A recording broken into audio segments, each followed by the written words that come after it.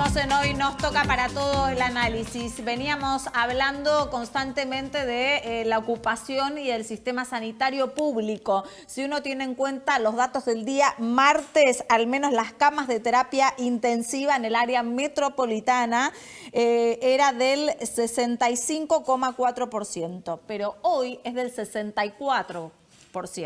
Esta diferencia en la ocupación de camas de terapia en el sistema público también, además de un análisis de que se le van dando de alta a diferentes pacientes, hay que dirigirlo en la mirada de que se están agregando camas. Estamos transitando en un pico donde no encuentran una curva descendente y por lo tanto la situación era agregar disponibilidad en el área intensiva. Siempre la duda está en la cantidad de personal médico que puedan llegar a atender. Los registros por parte de la Ciudad de Buenos Aires, la provincia de Buenos Aires y Nación se están dando de parte constante y diaria. El tema es qué sucede con el área privada. ¿Qué pasa en aquellos sanatorios privados, al menos del área metropolitana o de la ciudad? Exactamente, y sobre todo tener en cuenta que estos sanatorios están dentro de un sistema de salud muy complejo que es el argentino, donde se invierte muchísimo dinero por año y por persona, incluso a escala latinoamericana, alrededor de 9,3% del PBI. Esto equivale a algo así como 60.000 pesos por persona por año, lo que invierte el sistema de salud en la Argentina. ¿Qué pasa con el sector privado que vos consultabas, Diana? Bueno, es el sector que quizás más dinero desembolsa por persona porque justamente está financiado por ese sector privado que tanto a través de empresas mayoritariamente y obras sociales trasladan sus fondos a estas empresas privadas, como así también los que contratan directamente un servicio privado. Recordemos que también el manejo con las obras sociales siempre fue un área de disputa de poder entre sindicatos y los diferentes gobiernos. Es mucho el dinero y el presupuesto que se utiliza. Así es. Vamos a ver cómo se distribuyen estos tres subsistemas en los que se posa el sistema de salud de la República Argentina. El subsistema público, estrictamente el de los hospitales, atiende a 15 millones de personas, mientras que la seguridad social es el corazón, en realidad, del sistema de salud de la República Argentina, porque son más de 25 millones de personas, 20 millones que reciben atención a través del sistema de seguridad social, más 5 millones que terminan en el sistema privado, es decir, transfieren esos fondos directamente al sistema privado, de atención privada, que suma un total de alrededor de 6 millones de personas. Lo que te comentaba al comienzo es que no todos reciben la misma inversión a la hora de discernir, digamos, por persona. Exactamente. Vamos a ver esos números, porque obviamente no es lo mismo lo que se invierte en el sistema público por persona que, por ejemplo, en el subsistema privado, donde casi triplica la inversión por persona. Y acá, estos datos igualmente son prepandemia. Exactamente, estos datos son... son... seguramente estarán con una inversión un poco más importante, ¿no? En el caso del sistema público probablemente también, obviamente porque hubo una inyección muy importante justamente para reforzar el sistema, pero el problema surge a partir de lo que sucede con el empleo en la Argentina en los últimos meses. Llevamos 4 meses de una cuarentena bastante estricta, sobre todo en el AMBA, y como bien mencionaba Pinedo, el Observatorio Social de la UCA estima en 900.000 las personas que van a perder su empleo a partir de la cuarentena en la República Argentina, si bien hay otros pronósticos un poco más conservadores que hablan de entre 468.000 y 627.000 puestos perdidos en todo el proceso. Lo cierto es que es un número muy alto porque además estamos hablando de pérdidas de empleo en el sector privado que se atiende en el sistema de seguridad social privado o que es a través de las obras sociales. La mayor cantidad de gente que nos mencionabas. Exactamente, y eso va a impactar de lleno seguramente en la recaudación de estas empresas. Facu, ayúdanos un poco con el circuito para terminar de entender cómo es la ruta del dinero, que es ahora como medio estigmatizado, pero en algún punto, cómo es que sucede el presupuesto de las obras sociales, cómo se lo sacan también algunos de los sueldos, los descuentos de los sueldos, y terminan en el sistema de salud. Exacto, parte de un porcentaje de los salarios que paga tanto la patronal, el dueño de la empresa, como así también un porcentaje del salario del trabajador. Eso forma parte de los fondos de las obras sociales, pero como te decía, muchas obras sociales derivan esos fondos directamente a las prepagas, al sistema privado. Este circuito se corta con la cantidad de desempleos que hay y eso también es parte de la preocupación de cómo van a llegar a organizarse, siendo que ahora tienen muchos más costos. Vamos a la mesa para poder analizar el tema con Hugo Magonza, que es presidente de la Asociación Civil de Actividades Médicas Integradas y es miembro de la Comisión Directiva de la Unión Argentina de Entidades de Salud. Hugo, buenas noches. Gracias por atendernos. No, gracias a ustedes por convocarme.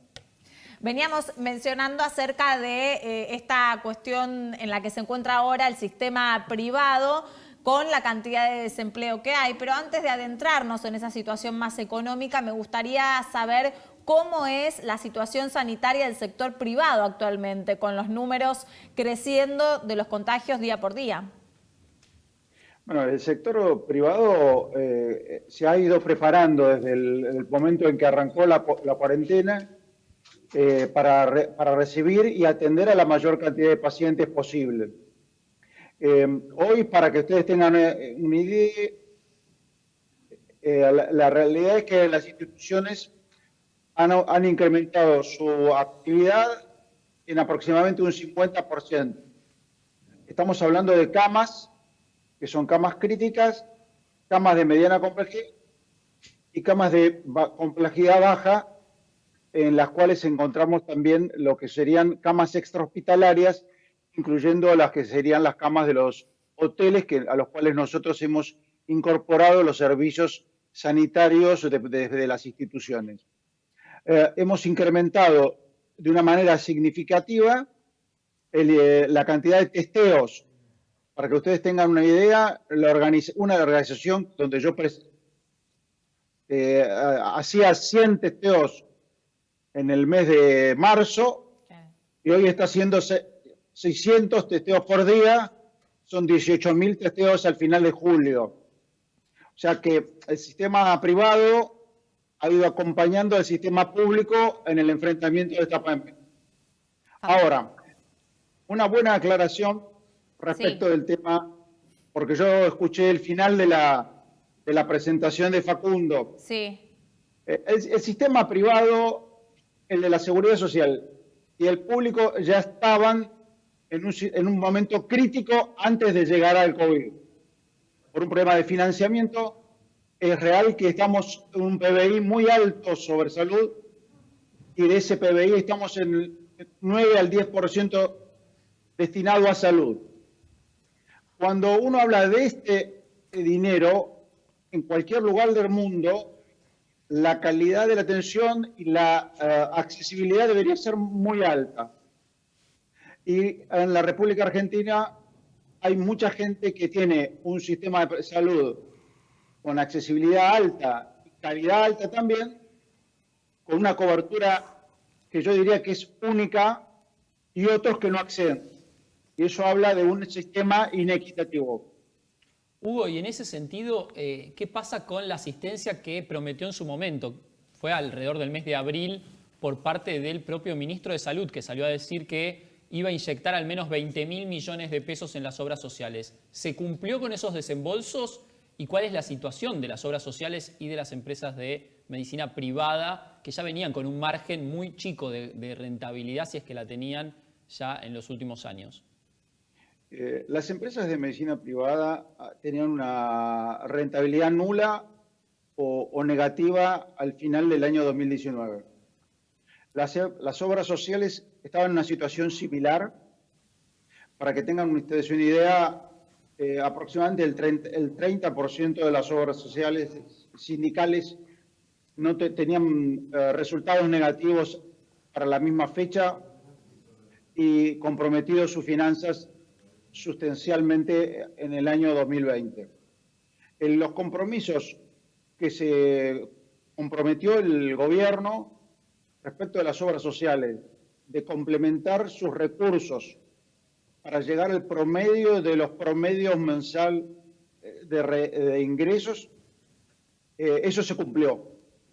Okay. Y también con el sistema privado prestador, el gobierno se comprometió a financiar parte de los sueldos a través del ATP y eso facilitó en alguna medida compensar una caída muy sustantiva de los ingresos entre marzo, abril y mayo. Sí, Hugo, ¿cómo le va? ¿Cuál es la ocupación de las camas de terapia intensiva? ¿Qué porcentaje tienen ocupado ustedes? ¿Y qué pasaría en el caso de que colapse el sistema público y tengan que derivar a pacientes? ¿Eso se puede hacer? ¿Ustedes están obligados a recibirlos? ¿Pueden rechazarlos por sus afiliados? ¿Cómo es el tema? Nosotros tenemos un nivel de ocupación muy alto. Estamos arriba del 80, 85 y 90% de ocupación, tanto en sala como en las unidades críticas. El inconveniente que hay con esta situación es que los pacientes rotan muy lentamente. Ese es un problema que agrava la situación del sector. Pero hasta ahora el sistema viene respondiendo razonablemente, con mucho estrés y con una expectativa de que esto se va a estresar un poco más. Nosotros no tenemos obligación, más que la obligación moral y de la responsabilidad social de colaborar con el Estado, y de hecho somos parte de la red sanitaria del gobierno de la ciudad y hemos salido siempre a colaborar con el Ministerio de Salud de la Nación, cosa que volveremos a hacer si es necesario. Ahora, pero siempre si las disponibilidad de recursos que tenemos lo permite. Ahora, ¿ustedes temen en algún punto que el sistema privado se quede sin plazas para poder atender a sus clientes? ¿Con el aumento que se ve diario de contagios y demás? Esa posibilidad existe siempre porque esta es una enfermedad que nosotros no podemos predecir con exactitud. Ustedes habrán visto que a lo largo de estos últimos 3 meses ha habido enorme cantidad de predicciones que no se cumplieron. Yo lo que les puedo transmitir es que tanto el sistema público como el sistema de la seguridad social y el sistema privado han trabajado muchísimo en extender su capacidad de prestación de servicios. Ya le digo, en nuestro caso hemos pasado de casi 200 camas a 300 camas, para dar un número redondo. La posibilidad de colapsar siempre está, pero vamos a tratar de manejar esa situación como lo hemos hecho todos los años en esta época del año. Pero ustedes no tienen una proyección de cuánto tiempo más pueden aguantar, porque me imagino que si ahora están al 80% y recién estos días se está aumentando la gran cantidad de contagios, habrán tenido una proyección de cuánto tiempo va a aguantar el sistema que tienen. Nosotros entendemos que el sistema como está hoy, si habiendo hecho las medidas que es de reducción de las intervenciones programadas y de evitar aquellas pacientes que no son críticos y que pueden esperar, uno está manejando la capacidad de prestación. Pero la realidad es que a la cantidad de casos que aparecen todos los días, y como ustedes dicen muy bien, uno de ellos, esos porcentajes son pacientes que se transforman en críticos. Esos pacientes críticos terminan internados tanto en la sala como en las unidades críticas. Eso podría generar en un mediano plazo que el sistema se termine de estresar y tengamos que derivar pacientes fuera del sistema. Y de cara a futuro, post pandemia, con estos números que también estamos viendo en materia de caída en el empleo muy, muy notoria, que seguramente no se va a recuperar en 2 o 3 meses. ¿Qué pasa con las obras sociales y sobre todo las empresas de medicina privada que pierden abonados pero mantienen costos en general dolarizados? Ahí el problema que es el siguiente: cualquier efecto sobre la economía tiene una implicancia directa sobre el sistema de salud. No, el sistema de salud está integrado al sistema económico, eso no hay ninguna duda, es inevitable. En la medida en que se pierden los aportes genuinos a la seguridad social y que la gente no tiene recursos para pagar las presas de medicina prepaga, en los planes complementarios o planes individuales, y voluntarios, nosotros vamos a tener un resentimiento en cuanto al ingreso del sistema financiador. Cuando se resiente el sistema financiador, no hay ninguna duda que se resiente el sistema prestador. Y esto implica también una disminución de los ingresos de los sanatorios, de los centros de diagnóstico y del pago a los profesionales de los equipos de salud, lo cual es una cosa bastante dramática. Sí, Hugo, ¿qué caída de recaudación tuvieron? Porque además de perder afiliados a las obras sociales, la gente se dejó de hacer estudios, ¿no? O consultas ambulatorias. Todo lo que ustedes tienen es pacientes COVID en general. ¿Es así? Esa es una buena pregunta. Hay que separar la mirada del financiador de la mirada del prestador. Para las instituciones prestadoras, nosotros somos una institución que tiene prestación y financiación, y muchas de las entidades que yo represento tienen esa característica. Las instituciones prestadoras en el mes de abril vieron una caída de aproximadamente el 40% de sus ingresos en pacientes internados y el 80% de su actividad ambulatoria. Esto es por el motivo de las normas y del miedo de la población a salir a la calle, ir a los hospitales y contagiarse. Sí, los números son preocupantes. Me pregunto también qué pasa con los recursos humanos en este contexto, porque hablábamos de la limitante que tienen físicamente en cantidad de camas y días proyectados, pero cuentan también con los recursos humanos para atender a esos pacientes, en este caso de COVID, que van ocupando esas camas de terapia intensiva. Las camas de terapia intensiva son las más difíciles de replicar, porque las camas de terapia intensiva no solamente requieren de un espacio físico adecuado y tecnología.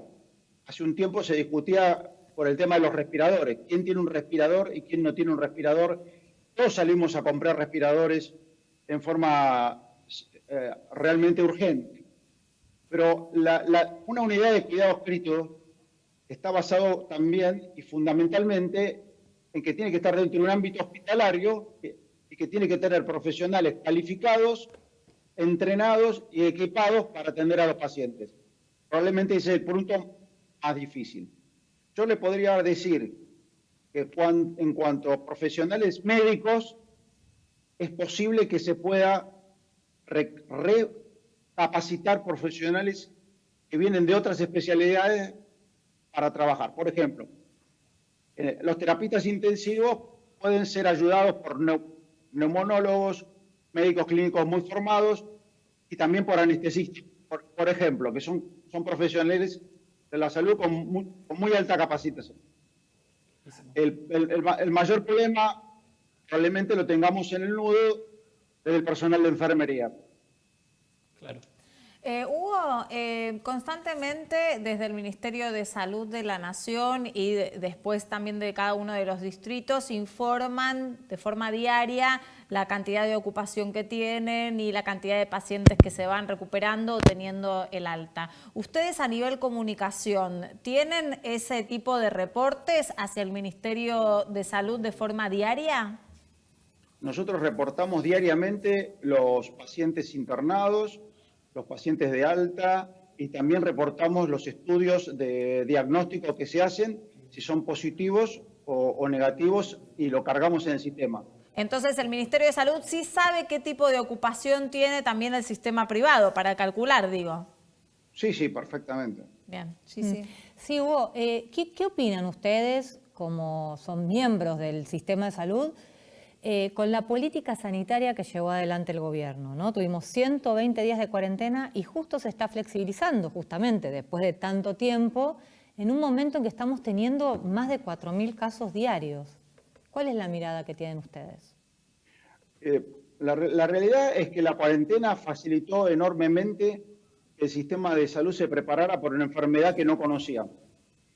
Y además les quiero decir que estaba con un déficit enorme de equipos de protección para el personal y de equipos necesarios para atender pacientes críticos.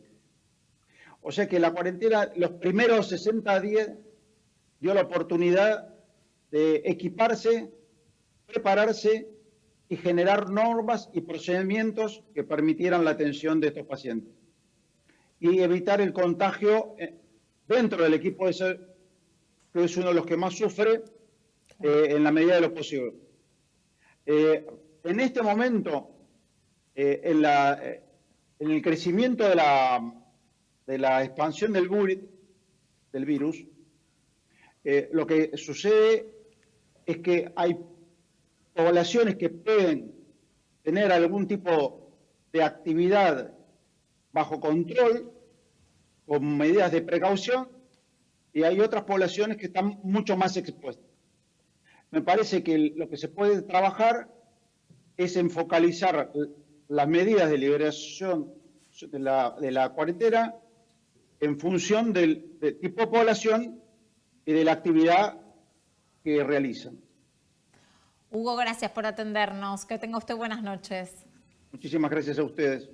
Realmente está preocupando la gran cantidad de casos positivos. De hecho, hoy desde el Ministerio de Salud de la Nación, el propio Ginés González García dijo que, que estaban preocupados porque en algún punto pueden reflejar que la fase 1 no se cumplió tanto o que al menos tuvo una representación o algún tipo de encuentros familiares, cercanos, a puerta cerrada, que es lo que constantemente piden las diferentes autoridades como para no repetir. Y se está evaluando también la situación. Lógicamente, sí.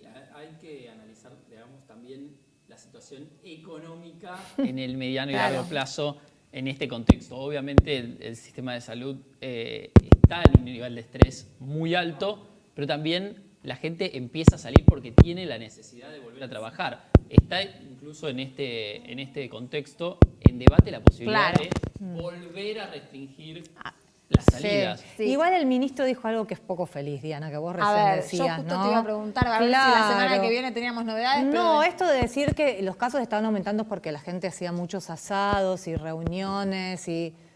La verdad que tirarle la pelota a esta altura a la gente que hizo la cuarentena... Es interesante tu punto de vista, no, pero a mí me parece llamó que la atención que desde el inicio no suma. Quirós también habló de que de que se pedía por favor que la población no se junte en lugares cerrados. Claro, bueno, sí. El propio Horacio Rodríguez Larreta también lo repetía, desde la provincia constantemente también. Entonces, ¿habrán tenido algún registro o habrán visto un comportamiento en la población tampoco, difícil? también la realidad es que no la acertaron nunca con el tema de los picos, ¿no? Dicen que no pueden hacer como una proyección de cuándo van a ser los picos, cuándo no van a ser.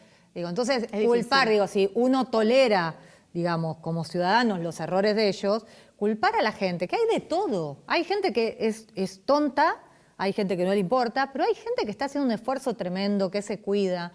Entonces me parece que es un comentario que en este momento nos suma. Yo te quería preguntar acerca de la semana que viene, ¿no? ¿Qué podemos ir pensando? Porque si uno habla con algunas fuentes del gobierno nacional, dicen, mira, estamos preocupados y vamos a averiguar en algún punto si no tenemos que dar vuelta o marcha atrás en algunos puntos. Pero ahí juega en contra constantemente. La economía lo que marca siempre, Facundo, más que nada por los negocios que pudieron volver a reabrir de a poquito, y también la parte política. Claro, igual lo está diciendo también la provincia, vos decís nación y provincia. En la ciudad ellos tienen un plan y la idea es seguirlo. El plan porque de también, las 7 fases, 8 claro, fases. También, viste, los casos son menores porque vos tenés hoy unos 1.000, creció 200, obviamente, 1.200. Creció de 800 a 1.200, pero los 3.000 y pico de casos están en la provincia. Así que hay que ver si no vuelve ahí a generarse la pelea y los cortocircuitos entre la ciudad y la provincia, pero ¿no? Es interesante lo que mencionas, porque si tiene 3.000 casos o más la provincia durante todos estos días, van a decir que constantemente es el flujo que se da de aquellos trabajadores que quizás vienen a la ciudad. Sí, también de te pueden Buenos decir Aires. que están haciendo más test. Tampoco se sabe a ciencia cierta si los informes del Día de los Muertos son del día, te dicen que no, que eso es según cómo informan. Entonces, es como, a veces los números también son dudosos, por eso ellos dicen que tienen que ver durante varios días. La semana que viene, por eso va a ser clave para ver qué se hace. Atentos a la semana Claro. que viene. Y atentos los comerciantes, ¿no? Que empiezan a tener apenas un poco de actividad económica. Tal cual, algunos ni siquiera llegaron a abrir todavía. Por ejemplo, las peluquerías próximo miércoles. Vamos a ver si llegan finalmente a... Que es uno de los abrir. rubros más complicados, porque desde el 20 de marzo que están vetados para poder abrir y atender, y además tienen muchos empleados, ¿no? Muchísimos, sí, totalmente. Bueno, vamos a ver cómo sigue. Por supuesto, mañana vamos a seguir pendientes del comportamiento de la pandemia en nuestro país y todas sus consecuencias para poder analizarlo. Los espero a las 20:30 con las noticias y a las 22 con este equipo maravilloso. Hacemos Hoy Nos Toca. Chau.